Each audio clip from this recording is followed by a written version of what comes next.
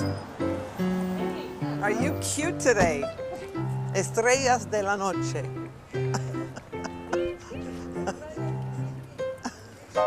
¿Qué? Television. They want to be on television. Everybody wants to be in television.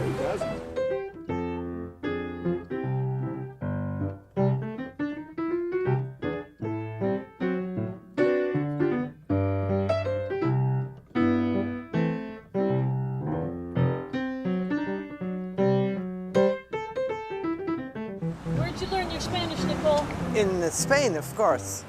In Spain, I lived there for several years, absolutely loving it. I can't wait to go back. Providing I can buy my villa, do that and this at the same time. And it all began right here. Do you believe on this marvelous street? And they thought we were raving lunatics, which of course we were. I was terrorized by the children because they knew they could get away with everything. But it was funny. They also protected me. They were all my bodyguards. I was called La Bruja at the time, the witch. And that was the name of my salon. It was Nicole La Bruja. But I had wonderful lady clients because I did do haute couture. And then I went into designing for the theater. I had clients that would come down from the North Shore, and they would only come if it was high noon and the sun was out, because they were just a wee bit nervous about the neighborhood.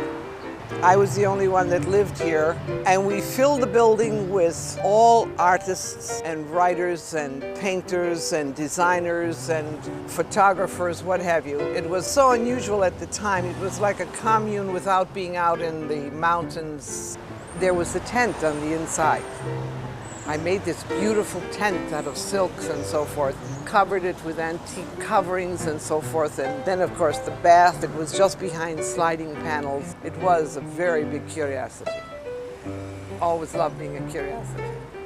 And those days, those things will not return. They were just totally creative.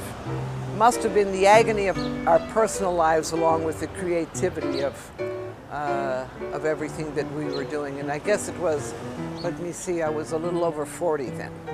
So I had my pick of young men and old men, and I chose the young men. I left Spain. I really didn't want to leave Spain. I came back, I had $20, and I rented a sewing machine. And we decided that we were going to have a studio. But we were able to get those studios over there for $100 a month. That's great. But this is my original spot here. And now look, makes my heart pound when I think about it. So now can we go in here?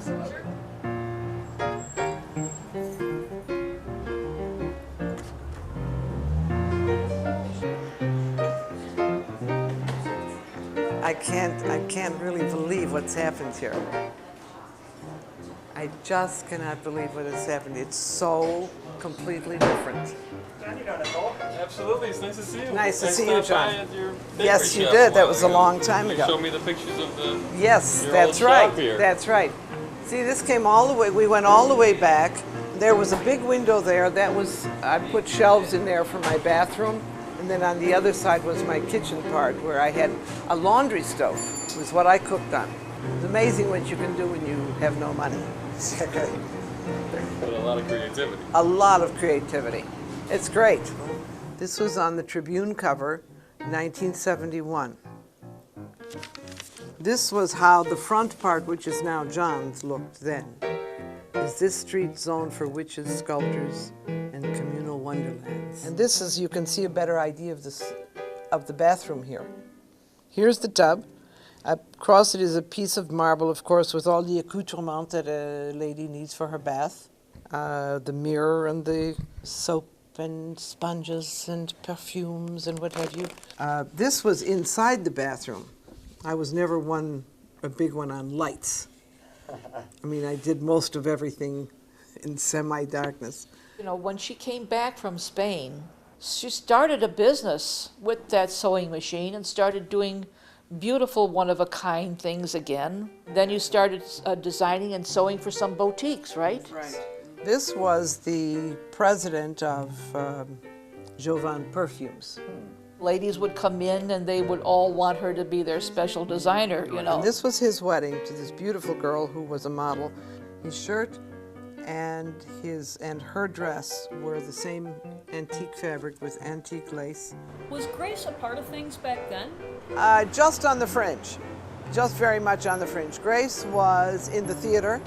She was a very, very fine actress for 500 years. I mean, I had worked in different theaters around, and I had been out at the music theater for Herb Rogers, and I was in Fair Lady where I did Mrs. Pierce with Ray Milland.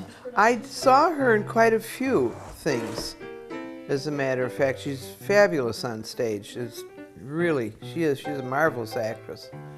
Oh, thanks, Nick. Well, you are, Grace. I've always said that about you, you know. I know. She then gave it up. She wanted to be a partner and wanted to have something for later on. She knew she couldn't act forever. We became partners, and you know, it just gradually grew. You know, when you believe in something, you believe in a product, believe in a person, it's easy to get out and really, it's almost easier for me to push on Nicole rather than on myself as an actress. So I finally said, you've got a great dramatic flair. Let me introduce you to some of my producers that I know from the theatrical field. So that was the beginning of our doing costumes. This is Rip Taylor, the comedian. These were all leather things that were all beautiful. Some of these things were on Laugh-In. Do you remember that program? Sure. Laugh-In. This was one of the things that was on Laugh-In. We all did wonderful things in our place and created this activity around here, and of course made her building worth a lot of money. And then the rents? Then the rents, of course, went way up. The tragedy is that none of us were smart enough and had enough money to really buy all the property. You know, we were so busy being hotshots. We were busy being cute and adorable and cha-ching around and, you know, waving our boobs and what have you, and our mini skirts up to the kazoo there. I'm going out of the store now. But otherwise, we would have probably been rich having all this property here.